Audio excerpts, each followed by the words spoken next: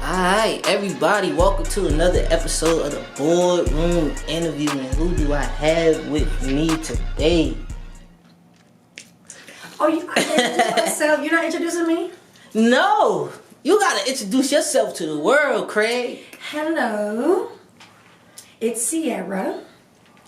What's up, Sierra? Tell us where you from. Where you from? Well, actually, I'm from here. I grew up in Cobb County. Out here in the metro Atlanta. I'm not gonna say from Atlanta and do one of them things everybody else do. You really got them up north vibes for real. I know, I hear that a lot. I grew up around a lot of people from up north. I got a lot of people around me who are from New York and New Jersey, so it just kind of just melts on me a little bit. I catch it. I kind of like that, having a mix of both. I got that southern hospitality mixed with some up north vibes.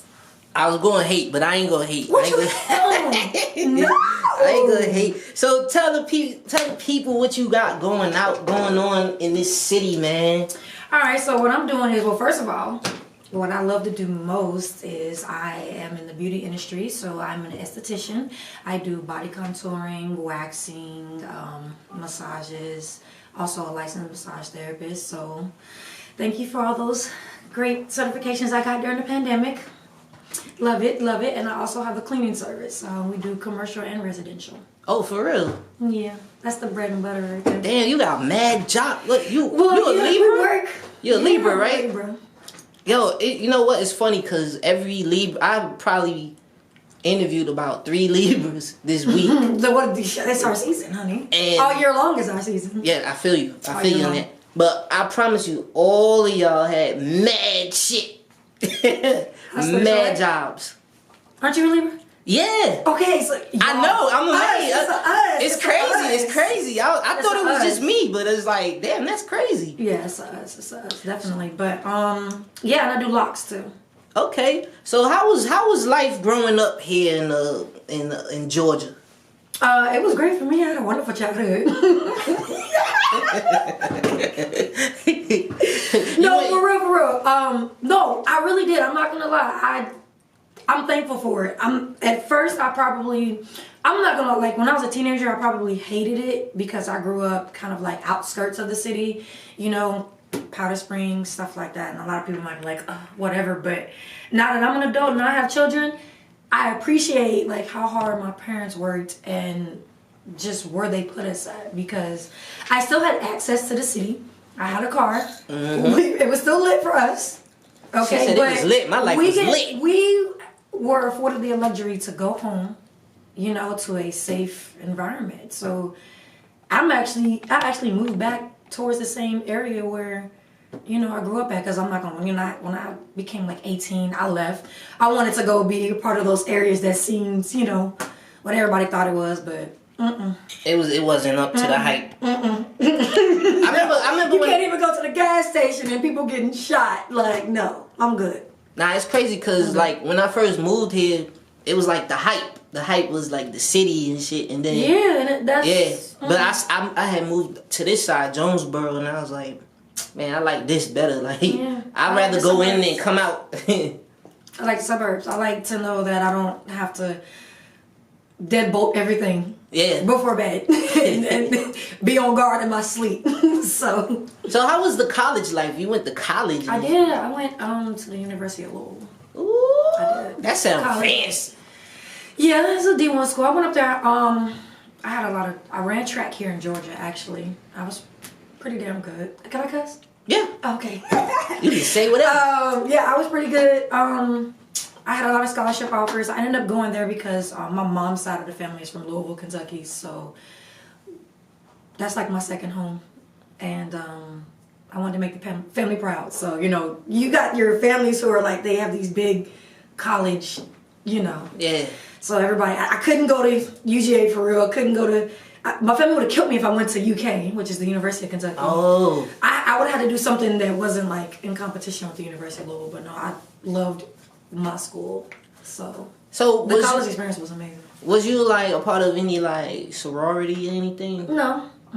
So you just track was like being a part of a sorority. Oh yeah, that was gang, right? All of your time. Yeah, I mean it's like that, you know, doing sports. But some people probably did sports and did that stuff, but not me. Not really. What was like a great lesson that you learned from the time you was a kid that you still carry with you today? Think before you speak, think before you act. Kid you not. Like, it's kept me out of some major trouble. Okay. Really did. I probably learned that in like 3rd grade. At my elementary school, they had this big poster on the wall down the main hall, and every time you would walk in the school, you got the main hall and you got all the other halls where all the grade levels are, and it's big ass poster in the back. Think before you speak, think before you act.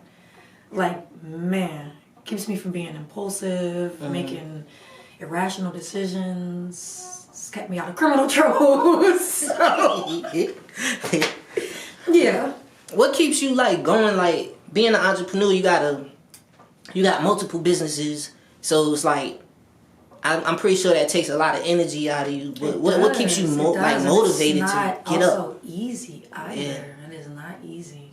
Like we were just talking about, you have your dry seasons and you got to keep going throughout it, even when you have your dry seasons. But I mean, my motivation is I enjoy my freedom. Yeah. I don't, like, I have 3 children. So, and I have a support system, but it's like I'm everything my kids need, right? So it started off because, I'm not gonna lie, let's back up for a second. Back it up. Back up. I'm gonna keep it real. I actually ended up becoming an entrepreneur because, mind you, I went to college, right? And I went to college to study secondary education mathematics. I wanted to be a high school math teacher, which still might be on the table later on when I'm older. But that's what I wanted to do because I just had like a thing for kids, and I wanted to teach kids how to think logically and just have an impact on our youth and things like that. I married someone into the military. I kind of followed him around to, you know, different bases, and left family, left home, was in these little country towns. I ended up changing my major to child psychology, and then what happened after that was I ended up getting into some trouble in that area over something so stupid, but it had a huge impact on me as far as me trying to find like jobs and things like that. So I ended up coming back to Atlanta. I want to say in like 2016, and at the beginning of 16 is when everything had happened with me getting in some legal trouble. So because of that, and it was hard for me to find jobs because like I didn't really have a conviction, but it was hard. Yeah. What it was hard, even having been arrested for it. So I mean, Lyft wouldn't even take me as a driver. They crazy with it. No. So I ended up, you know, doing some little things here and there. Ended up coming up with about maybe $7,000-8,000 in cash, and started a cleaning service. And just started networking with other people who have cleaning service, other black people, and bigger, larger companies, and they started like subcontracting out their smaller contracts to me, and I started just managing and maintaining. I mean, because I had to think, what can I start with this money, or I don't have to use all of the money, that's cheap to start up, or I don't really need any experience doing it. I'm cleaning, I'm already domesticated. You know, I'm a whole wife and a mom, so I can clean.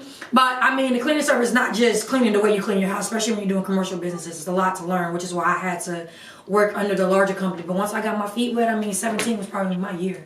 Yeah. Yeah, that was my year. And then when the pandemic hit, that's when I started getting into lashes and things like that, because I'm like, okay, what else can be popping right now? Like, when I noticed everything that shut down, what was still going? Well, the cleaning service was booming, yes, but I noticed females were still caring about their appearance, especially now that they're more on, you know, social media and things like that. So when I started getting into lashes, I was like, shoot, let me take this up and make this another hustle. And so I ended up going to school to get my esthetician's license, and then that's when I learned everything else. Waxing and all these other great things, and I'm like, all right, this is the move, this is the industry to be in. So boom, that's how I ended up getting into those, and then my motivation to keep both of those going, and to really do more. You know, I want to live a comfortable lifestyle. I want my kids to be comfortable. I want them to have the same childhood I had, if not better. You know what I mean? I have the freedom to be there for them. You know, I have a child who has some disabilities, and so being able to be there for him and get him to his therapies and things like that, and not having to ask somebody permission to get off work just to go do what I need to do for him and support him in school, I mean, it's golden. So the cleaning business was your first baby? Yeah, that was my first entrepreneur anything that I jumped into. That's dope, and you still got it too. So let me ask you. Well, I dissolved that one. Sat down for about a year or two, and then started another one. So you said... So it's a new name now, but it's still the same industry. So basically, what I was doing. You said, I'm done with this shit, and then 2 months later...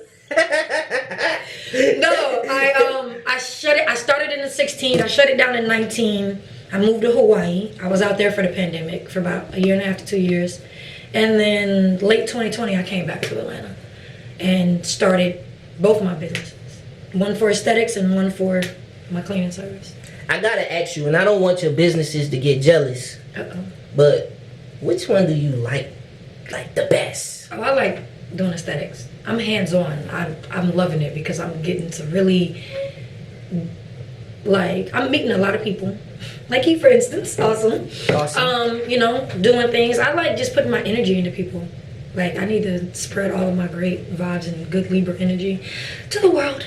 So, so in the next 5 years, what's like a general plan for you and your businesses? Like, what's your... Do you have like a big thing that you still chasing? Yeah, because I'm doing it. I'm working towards it now. I want to own some salon suites and a spa. She alone is just a motivation for me to be like, oh yeah, I'm about to do my damn thing in about a good year or so. Working towards building my clientele and getting there. Yeah, I definitely want to open up a spa and some salon suites. So what would you tell a young girl that watches the things you do? What would you tell her about life? Like how to, what is a good lesson you would give her about life? Sure, it really depends on who the young girl is. What lifestyle is she living right now? Well, she want to be you, so she trying to follow your footsteps, even if she ratchet. Oh my goodness. She ain't got to be ratchet now. But, I mean, patience. I didn't learn that until I was 29, 30. Yeah. Yeah, I just thought that I could step into something and then boom, it will be popping the next day. I didn't realize the downfalls and how much of being broke you're going to be in the beginning. Like, for real. No one told me that. Like, everybody gives you the glory behind it, but no one's telling me. I mean, people say that, but they say it in the most, and they say it like they're reading it from the book. You know what I mean? Yeah. Like, okay, your business is going to be hard the first 1 to 2 years, but you're not telling me I'm going to be broke and got to do other stuff just to keep the lights on at the business where my dreams are at. You know what I mean? In the beginning. So, because even with the cleaning service, it wasn't popping right away. Like I said, I had to work under somebody, making what I was making as an employee of his versus as a business owner. But I had to get my feet wet. I had to learn the ropes, so I just had to be patient and just wait my time. If it's for you, it will be for you. And it's not going to be hard if it's for you either. Yeah, it's like, as years go about, you realize like certain people just can't tell you certain shit because they ain't even living it themselves. Like, no. If I can start a mentorship, which might be a good idea, I'm going to tell them the raw behind it all. Even all the mistakes I made, even with relationships and how they mix with your business, your personal relationships, where family included. I'm not just talking about romantically. I had family who messed up some stuff for me in my cleaning service, and those were lessons learned that people didn't tell me about. Don't be trying to hook everybody up and hire people especially if they think you need them when it's the other way around because I'm paying you. You know what I mean? So it was a lot of things I had to learn, but patience in learning those lessons, because I had to hit half of those walls on my own. Even if somebody did tell me some things, we're all hard-headed in our own ways, right? So some stuff I still had to hit on my own before it just registered and clicked in my head, So, what are some of your pet peeves as being a woman in the business? An entrepreneurial woman. Do you feel like it's hard for you, or do you feel like? No, I actually think I got it easier. Ha! Black women are striving right now, okay? So it's actually black men I'm more concerned about, but black women, I mean, shoot, it's easier for us right now, I believe. In this day and age, today, right now. What do you think makes it easier? I don't. Let me think. I mean, maybe it's because everybody's starting to recognize us. I'm not. We're sticking together more. We're sticking together more. That's one thing. Okay. Us as black women, we are, and we're more confident, more independent, more motivated than we ever have been. Just knowing that us alone, we're rising. You know. That's the boardroom call. Don't mind it. Yeah, we're phone call is interrupting us. So, how do you feel about men? Do you feel like black men stick together? No. From your perspective? No. It's terrible, isn't it? It's horrible. You know what? You are very smart. I mean, black women don't necessarily either. We're just getting better quicker than black men are. Yeah. I mean, because there's a lot of us we still hate on each other. We do. I don't personally have people like that in my life because I've learned to set boundaries in friendships and relationships and cut people off. It was hard for me to do in the beginning, but I'd rather be alone. And I've spent that time alone by myself, getting to know me and knowing what type of people I want and learning how to set boundaries. And, you know, people go to therapy. I went to therapy, so they go to therapy if you need to. For real. For real. So how does therapy work? Like, is it like, kind of like, well, your therapy, did you have to dig into your past or? Not if I didn't want to. My past wasn't. I mean, some people probably do, and I think it would depend on whatever your traumas are.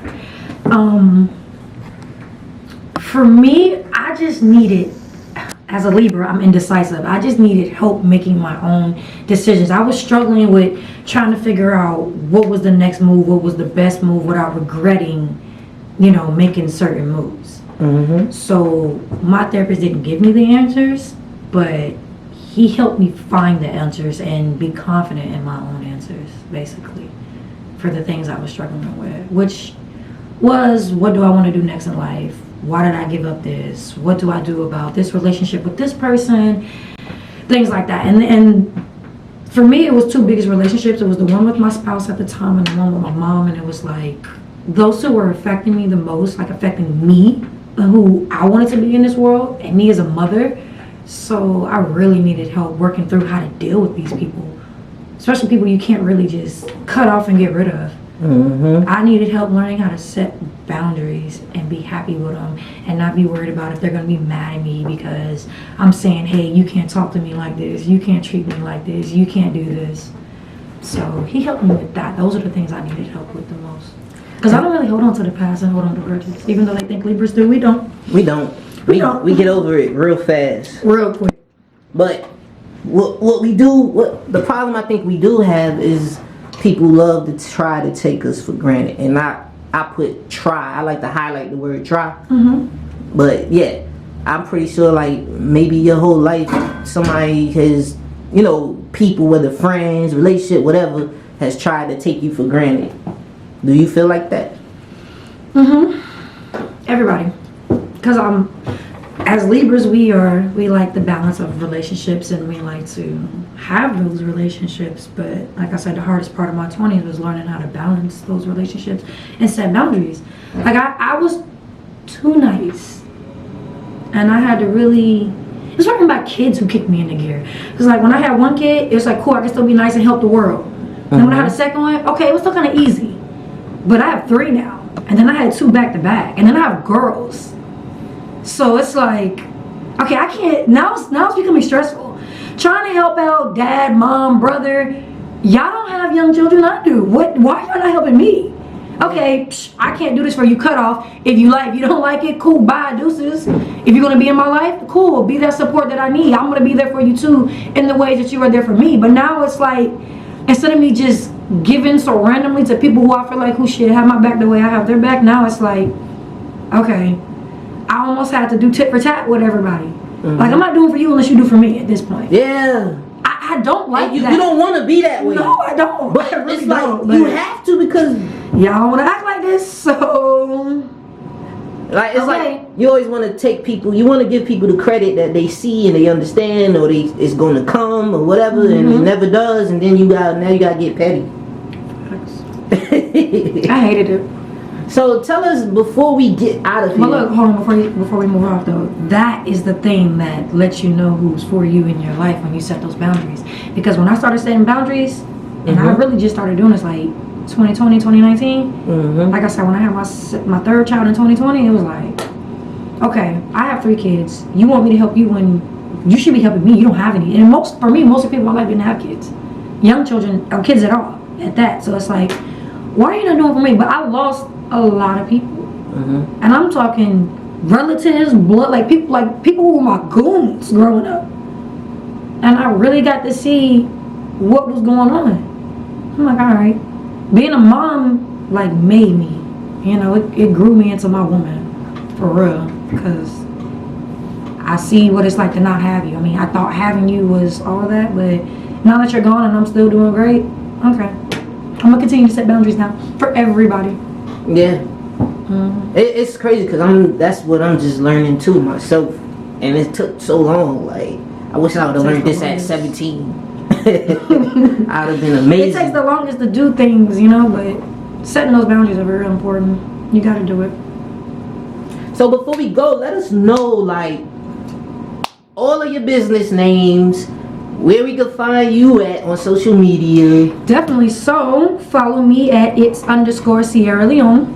That is my personal page, and my business page is slabb.aesthetics.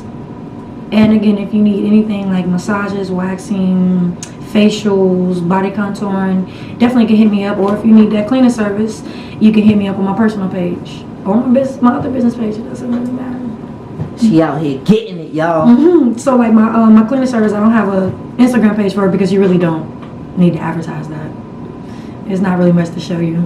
So I'm surprised that business does well. That's something that doesn't die. Now, one thing I am surprised about, cause I kind of know about you. You know, I'm surprised your cleaning service is not like a lingerie type cleaning. You know what? I'm like, is it like legit? Why are you doing me like that? I don't know. I just feel like it's called Diamonds Perfect Clean. Okay. And no, it's very professional.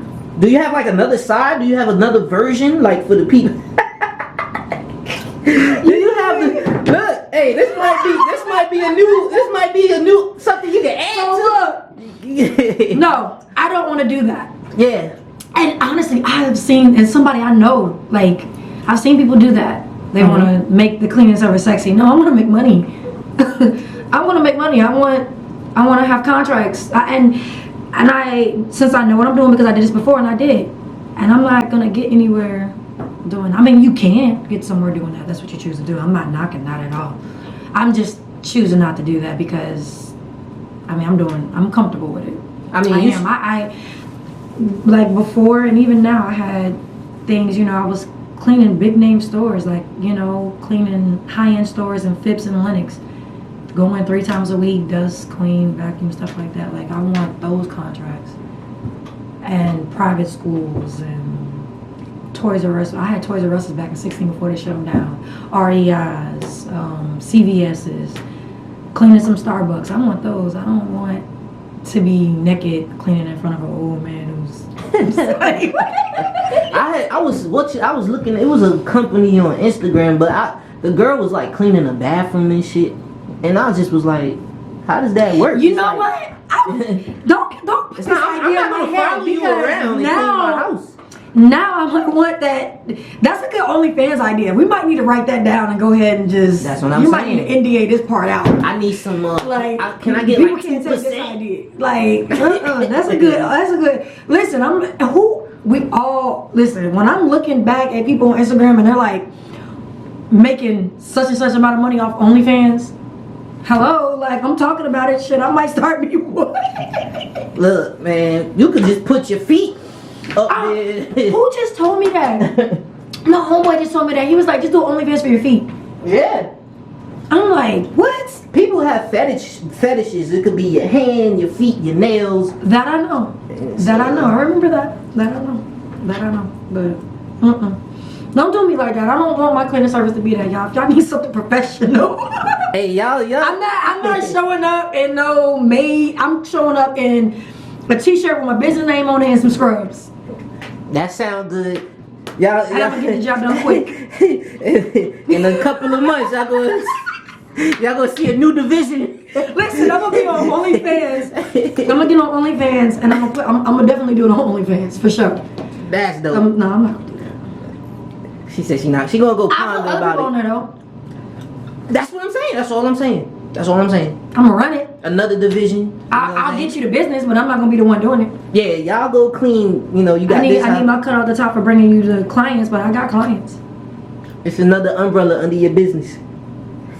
We're gonna get a separate LLC for that. We're not gonna have that under one. I don't want one business to get audited and they don't come out.